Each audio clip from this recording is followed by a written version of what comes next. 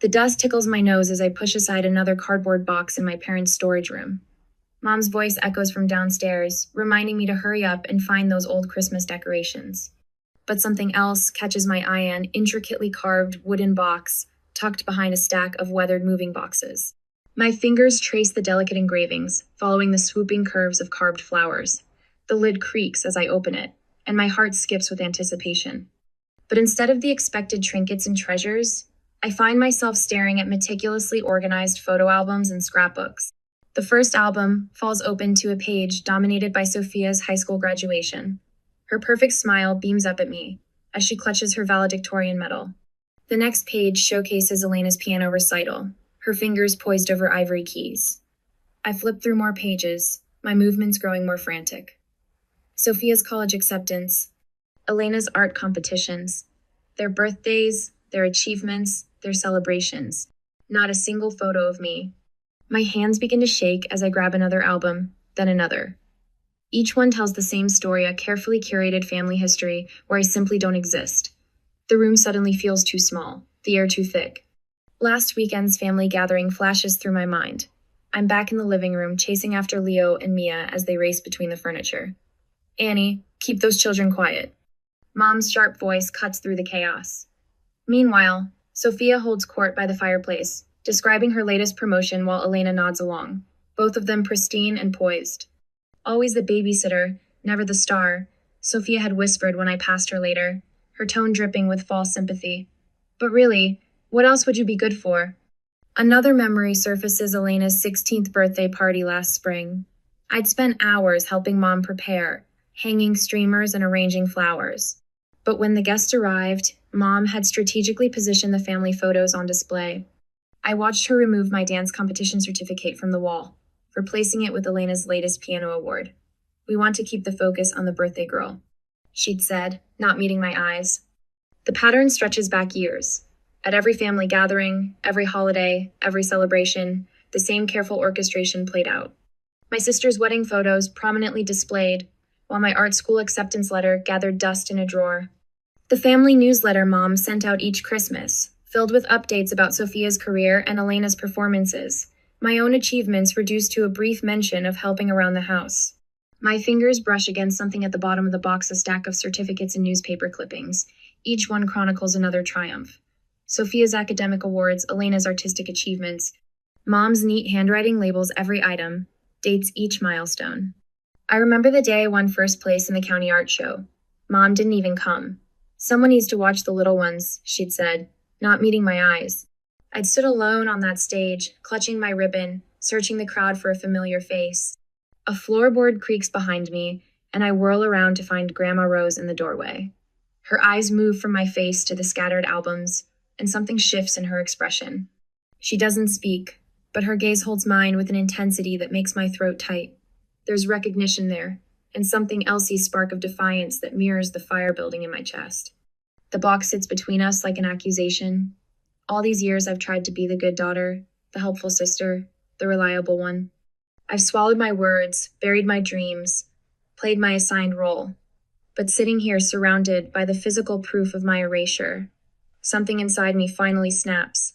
I stand up slowly, my legs unsteady. Through the dusty window, rain begins to speckle the glass, distorting the world outside. The house feels different now, like a museum dedicated to my own invisibility. Every family photo on the walls, every carefully arranged shelf, they're all part of the same story. A story where I'm nothing more than a footnote, a shadow in the background. My reflection catches in the window, barely visible among the raindrops. For the first time, I really look at myself. The paint-stained fingers, the uncertain smile, the spark of rebellion in my eyes that no one ever bothered to notice.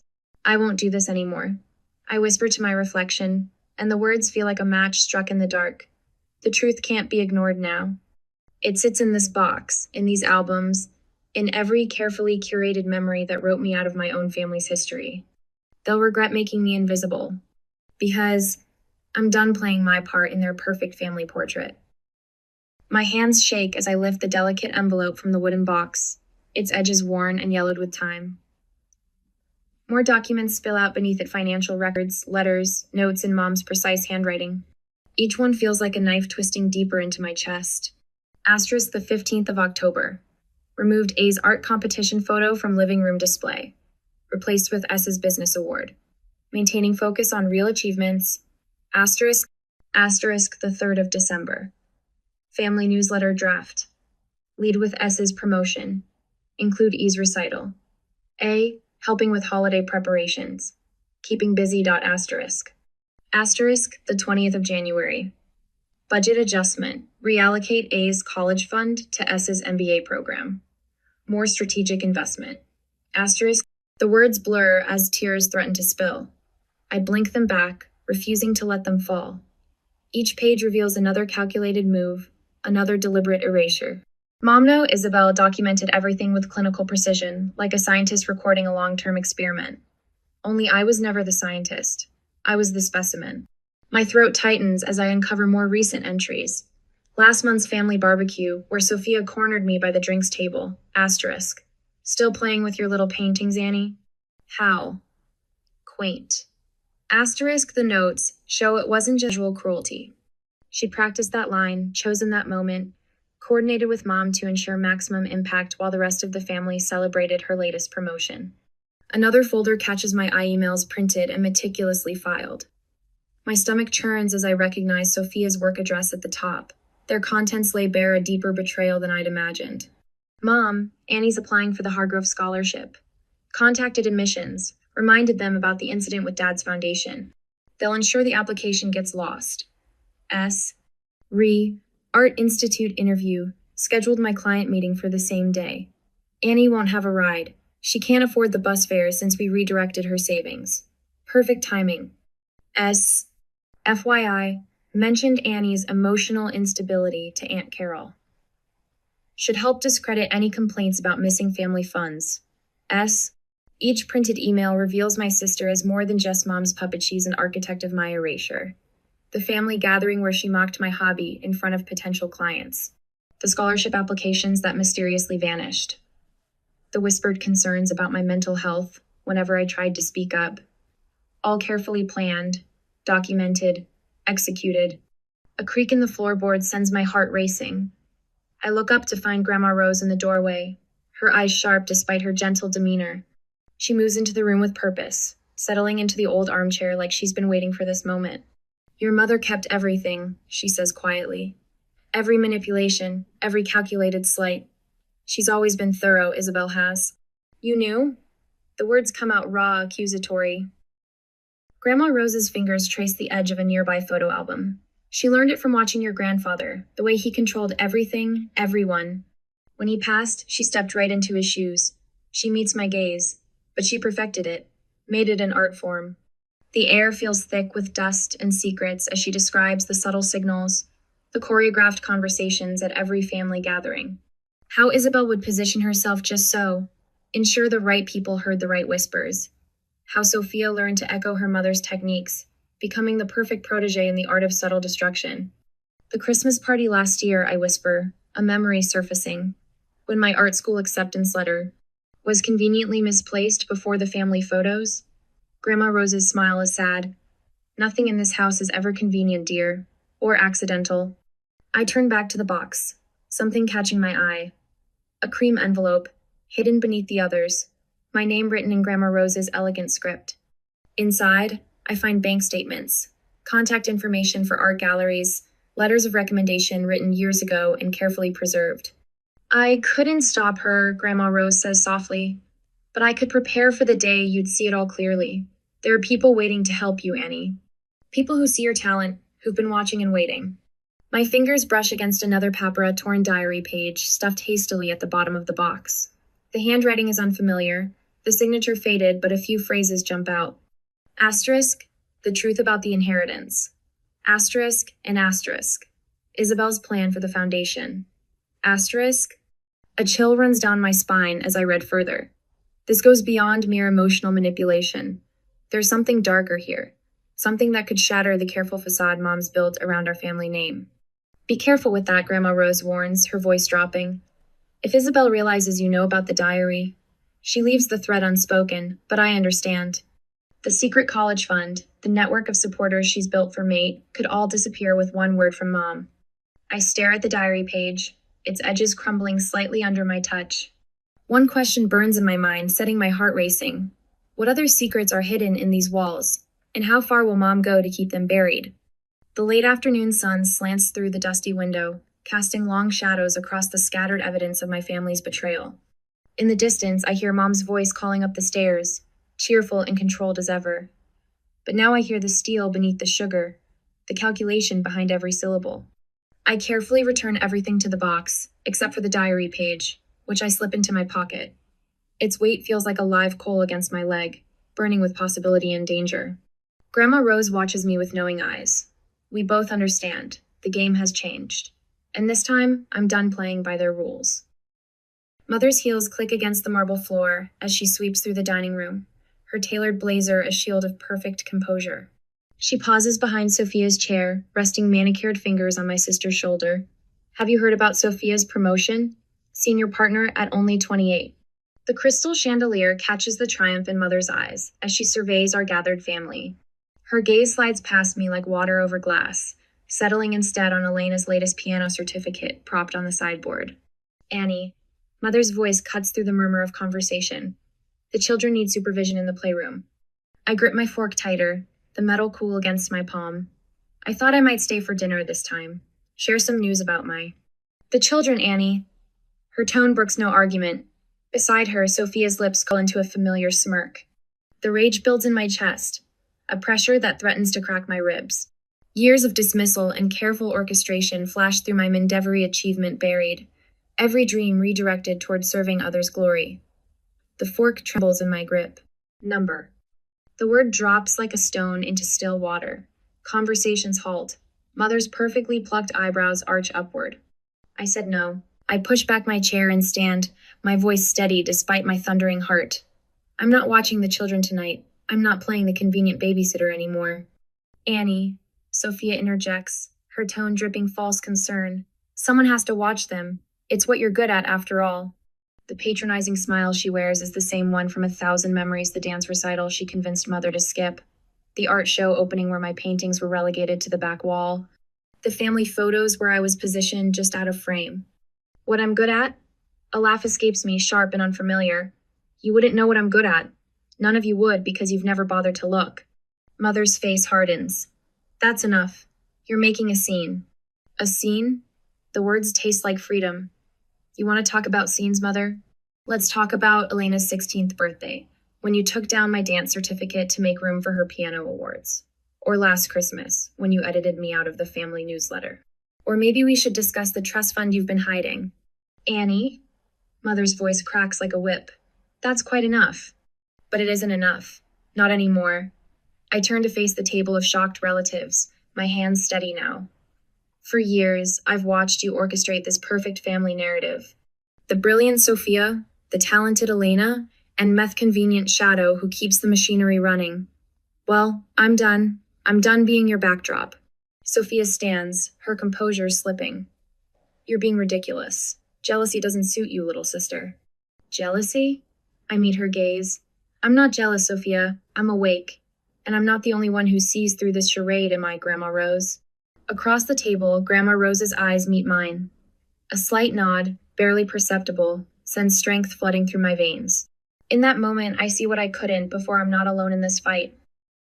If you'll excuse me, I say, gathering my purse, I have a meeting with Marcus Lynn about my gallery showing next month. You remember Marcus, don't you, Mother? The curator you told me was wasting his time with my work? Mother's face pales. Sophia's perfect smile cracks at the edges. For the first time in years, I feel the power shift, subtle but undeniable. I walk out of the dining room, their shocked silence following me like a cloak. In the foyer, I catch my reflection in the gilded mirror paint-stained fingers, defiant eyes, shoulders straight with newfound purpose. The trembling girl who used to duck and weave around their expectations is gone. Outside, the evening air carries the scent of jasmine from Grandma Rose's garden. I breathe it in, letting the familiar fragrance steady me. My phone buzzes with a text from Marcus. Gallery space confirmed. Time to show them what you can do. A smile tugs at my lips as I slide into my car. They thought they could keep me small, contained, invisible. But they forgot one crucial detail: shadows have a way of growing teeth in the dark. And mine are ready to bite. I drive to the small studio apartment I've been secretly renting for the past month. The space isn't much, but it's mine every paint-splattered surface, every half-finished canvas leaning against the walls. Here, in this sanctuary of color and light, the weight of the evening's confrontation finally hits me. My hands shake as I collapse onto the worn sofa, memories flooding back. The constant dismissals, the subtle undermining, the careful erasure of my existence each memory burns. But instead of crushing me, they fuel something new, something powerful. I pull out my sketchbook, the pages rough beneath my fingers. Each stroke of charcoal feels like an act of defiance. I draw my family's faces as I saw them tonight, mother's mask of control cracking, Sophia's perfect composure slipping. The truth bleeds through in every line. My phone lights up with messages. The first is from Grandma Rose. "I'm proud of you, sweetheart. Come see me tomorrow. There's something you need to know." Then Marcus, "Your portfolio is ready. The art community needs to see this. Ready when you are." Even my old art teacher from high school reaches out. "Heard about tonight. About time. Let me know if you need anything." The support flows in, unexpected but overwhelming. All this time, while Mother and Sophia worked to isolate me, others were watching, waiting, ready to help when I finally found my voice. 2 weeks later, I stand in Marcus's gallery, surrounded by my work. The pieces tell my story, dark, twisted family trees, portraits of smiling faces with shadows for eyes, a series of self-portraits showing a figure emerging from beneath suffocating layers of propriety. "You sure about this?" Marcus asks, adjusting the lighting on my centerpiece, a massive canvas depicting a family dinner scene, where the figures at the table cast shadows that reveal their true natures.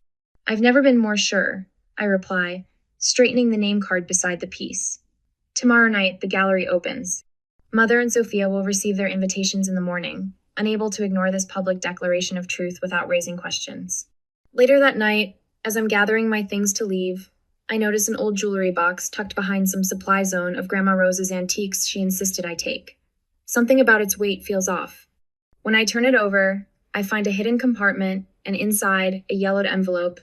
My hands tremble as I unfold the letter inside. The first line stops my breath. "My dearest Annie, if you're reading this, you finally found your strength. Now it's time you learned about your true inheritance." The words swim before my eyes as I read on, each sentence revealing a carefully hidden truth that could change everything. In my chest, hope blooms like wildfire. Moonlight spills across my studio floor as I unlock the hidden safe behind my easel. My fingers trace the worn edges of Grandma Rose's dossier, years of meticulous evidence gathering condensed into one devastating weapon. Financial records, personal letters, family documents that Isabel thought she'd destroyed. Every scrap of paper is a bullet in the chamber. The oak tablet Parker family heirloom that Grandma Rose specifically left to me groans under the weight of spread papers. My laptop streams the local news in the background, a constant reminder of the world beyond these walls. A world that's about to learn the truth about the perfect Parker family. Marcus's text lights up my phone. Everything's in place for tomorrow. My hands steady as I sort the documents into precise piles. Evidence of financial manipulation here. Proof of emotional abuse there. Each stack represents a different angle of attack, a calculated strike against the fortress Isabel and Sophia built. I pause at a bank statement from 3 years ago. The numbers blur before my eyes as I remember that day standing alone at my first art show, the empty chairs where my family should have been. "Someone needs to watch the little ones," Mom had said. Now I know she'd been transferring funds that day, systematically draining the account Grandma Rose had set up for my education. The anonymous legal inquiries went out this morning. Rebecca Turner called an hour ago to confirm her support. The pieces are falling into place like brushstrokes on canvas, each one essential to the larger picture. Years of suppressed rage have crystallized into something harder, sharper blade forged in silence, ready to cut through their lies. The charity gala at the Grandview Hotel transforms into a battlefield the moment I step through its gilded doors. Isabel commands the stage like a general, her voice dripping with rehearsed sincerity as she speaks about family loyalty. The Parker name stands for tradition, she declares, each word a carefully aimed arrow. For unity and unwavering support. Sophia circulates through the crowd like a snake, poisoning the water. I catch fragments of her whispers. Always been troubled, never quite fit in. Such a shame, really. But she doesn't see what I see. Marcus Lynn's subtle nod from across the room. Rebecca Turner's phone recording every poisonous word. The growing network of allies positioned throughout the ballroom. The massive screen behind Isabel flickers to life, interrupting her speech. My heart pounds as the video begins to play, the one I spent weeks editing. Evidence appears in stark black and white. Bank statements, altered documents, damning letters. But it's the testimonies that silence the room. Former family members speak directly to the camera, their faces etched with years of similar betrayals. The Parkers nearly destroyed me. Cousin Sarah's voice echoes through the stunned ballroom. They took everything, my inheritance, my dignity, my place in the family, all because I dared to question Isabel's authority. Gasps ripple through the crowd. Isabel's perfect mask cracks. She lunges for the podium, but her words die in her throat as more evidence floods the screen.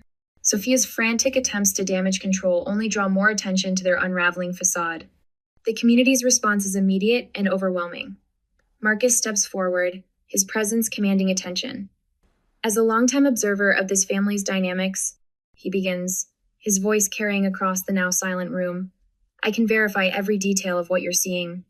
Rebecca Turner materializes at my side, her phone still recording. The art world has watched the systematic suppression of young talent for too long, she announces. Tonight that changes. The next morning, Grandma Rose's carefully laid plans spring into action. Financial advisors release statements confirming the existence of my secret college fund. Legal experts outline the pattern of financial manipulation. The Urban Arts Gallery downtown transforms into a war room, where my artwork hangs alongside documented proof of years of suppression. Marcus orchestrates the exhibition with military precision. Each piece tells part of the story, a painting of a caged bird paired with a bank statement showing diverted funds, a self-portrait alongside a letter revealing Isabel's orchestrated campaigns to undermine my achievements. The truth bleeds across canvas and paper, impossible to ignore. At the panel discussion, Rebecca leads the charge. Former family employees step forward, their stories collaborating my own. The perfect Parker family portrait shatters under the weight of accumulated evidence. Each revelation drives another nail into the coffin of Isabel's control. As evening settles over the gallery, I find myself drawn to a vintage desk in the corner, another piece of Parker family history, donated years ago. My fingers trace its worn surface, finding a hidden catch in the drawer. It clicks open, revealing a sealed envelope, the paper yellowed with age. The elegant script inside makes my blood run cold. This letter doesn't just confirm what we already knew, it reveals a whole new layer of deception. The college fund wasn't just a secret account. It was part of a larger trust, established with specific conditions. Conditions that, if breached, transfer all control away from Isabel and Sophia. My hands tremble as I read further, uncovering names I never expected to see. The web of lies stretches far beyond my mother and sister, implicating others in ways I never imagined. The truth I thought I knew was just the surface of a much darker reality. The letter burns in my hands like a lit fuse. In the quiet gallery, surrounded by the evidence of my victory, I realize this is far from over. The question isn't whether I've won, it's what happens when the full extent of the Parker family's deceit finally comes to light, and whether any of us will survive the explosion. Mother's voice cuts through the grand ballroom like a blade. If you continue this rebellious behavior, Annie, you leave me no choice. She stands at the head of the mahogany table, her perfectly manicured hands gripping a stack of papers. The entire family network call financial and emotional support will be severed. My heart pounds against my ribs, but I keep my expression neutral. The gathered relatives shift uncomfortably in their chairs, crystal glasses clinking as hands nervously reach for water.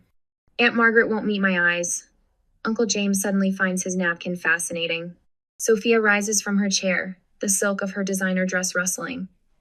Annie, dear, she says, her voice dripping with false concern. You've always struggled with stability.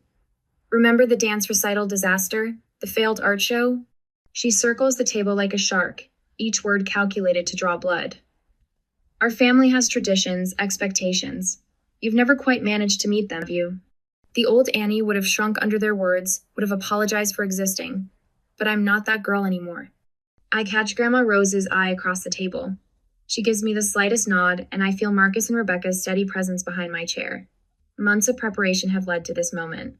Speaking of family traditions, I say, my voice steady as I stand, let's talk about a few I've recently uncovered. I pull out my phone and tap the screen. The grand ballroom's projector hums to life, and suddenly the wall behind Mother fills with image-scanned documents. Hidden letters, bank statements, Mother's face drains of color. What is the meaning of the secret college fund Dad left for me before he died? I say, advancing to the next slide. The one you and Sophia diverted into your personal accounts. The art school scholarships you intercepted and declined on my behalf. The trust fund that mysteriously vanished. Gasps ripple through the room. Sophia's perfectly composed mask slips for just a moment, revealing raw panic underneath. But that's not all. I gesture to Rebecca, who wheels in a covered easel. I've been working on a special exhibition. Would you like to see? Mother steps forward, legal documents forgotten in her trembling hands. Annie, stop this nonsense immediately. I pull the cloth away. The portrait silences the room. Mother stands central in the painting, her face a beautiful mask, while shadowy hands extend from her figure, strangling the life from a younger version of me. The technique is flawless, the emotion raw and undeniable. Beside it, I place another piece, the hidden photo albums I discovered that day in the storage room, meticulously documented and annotated with dates and deliberate omissions. This exhibition opens next week at the Urban Arts Gallery, I announced to the stunned room. Along with these, I motion to Marcus, who begins distributing portfolios to key family members. Inside each one, years of documented manipulation, financial fraud, and emotional abuse, all carefully preserved and organized. You ungrateful, Sophia starts, but her words die as journalists begin filing into the ballroom.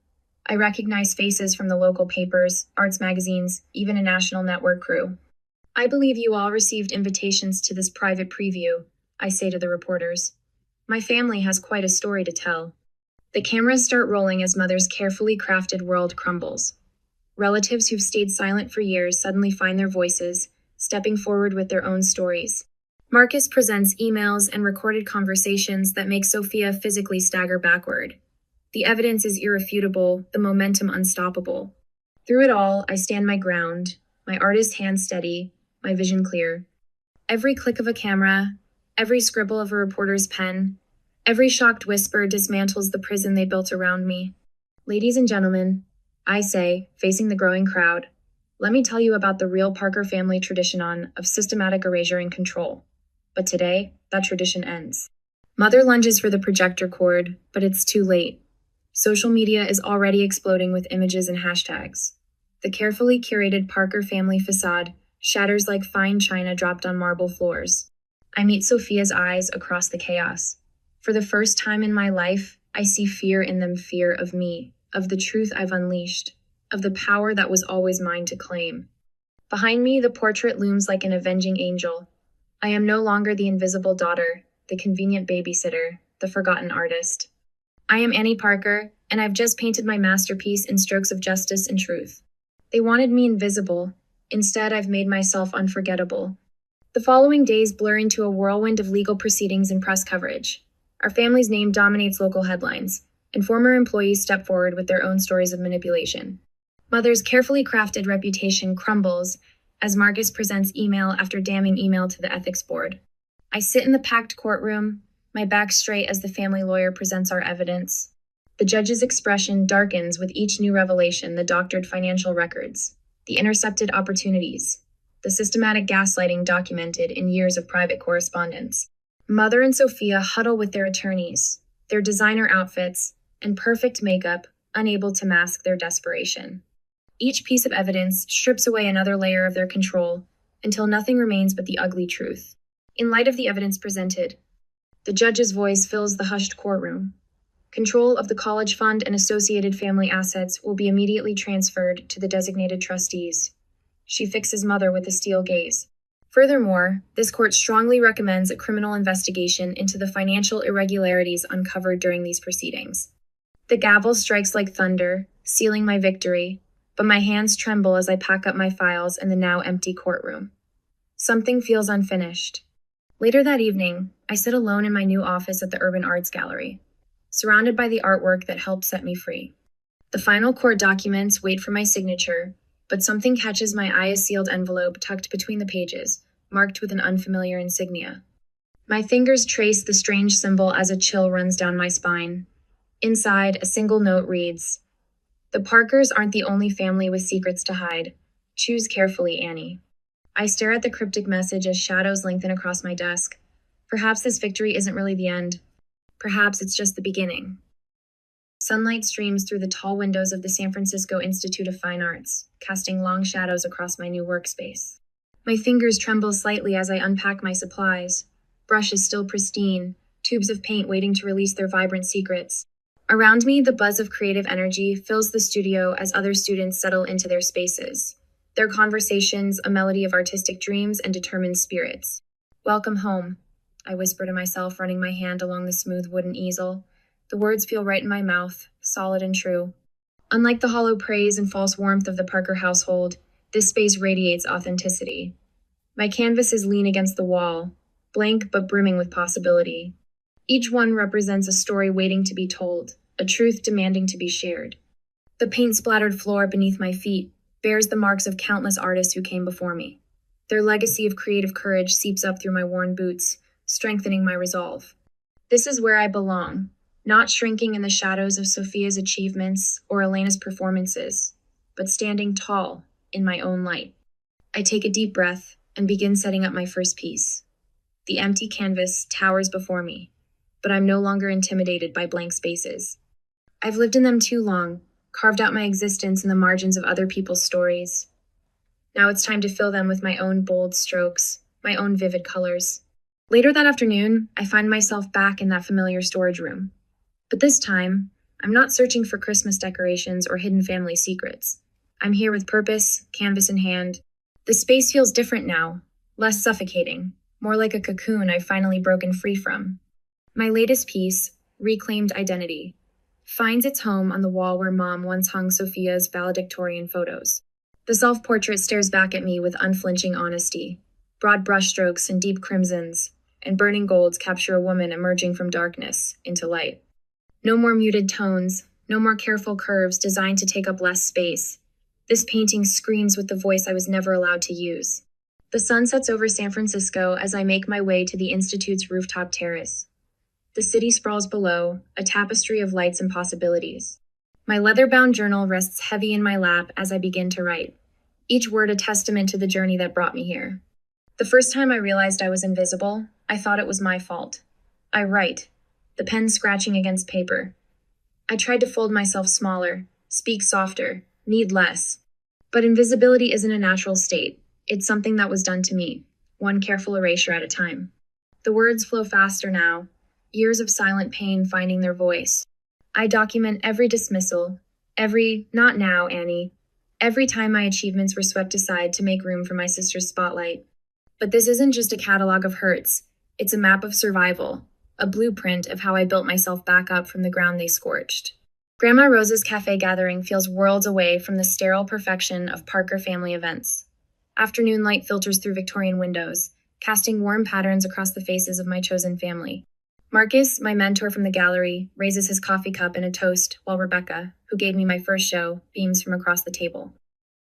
To Annie, Grandma Rose announces, her voice strong and clear, who taught us all that the most beautiful art comes from breaking free. The words wrap around me like an embrace, genuine and warm. These people, the passionate painters, dedicated sculptors, and fierce advocates who've become my tribe, they see me, really see me. Not as the convenient babysitter or the reliable helper, but as an artist, a fighter, a whole person worthy of celebration. Looking around the table at their smiling faces, I realize something profound. True family isn't about sharing blood or a last name. It's about sharing understanding, support, and the courage to be authentically yourself. The late afternoon sun bathes my downtown studio in golden light as I work with Sarah, my newest student. Her hands shake slightly as she holds the brush, just like mine used to. I recognize the fear in her eyes, the same fear I carried for so long. Your family doesn't understand why you paint, I say softly, watching her add hesitant strokes to her canvas. It's not a question. I've learned to recognize the signs. The way she apologizes for taking up space. How she tries to make herself smaller. They say it's a waste of time, she whispers, brush pausing mid-stroke, that I should focus on something practical, something. Something that makes you disappear? I finish, and her eyes meet mine, wide with recognition. I guide her hand back to the canvas, helping her press down with more confidence. Paint louder, I tell her. Make them hear your colors. As the sun sets behind the city skyline, Sarah's painting begins to take shape, a riot of bold colors breaking free from careful constraints. In her determined expression, I see my own journey reflected. The cycle of silence ends here, one brave brushstroke at a time.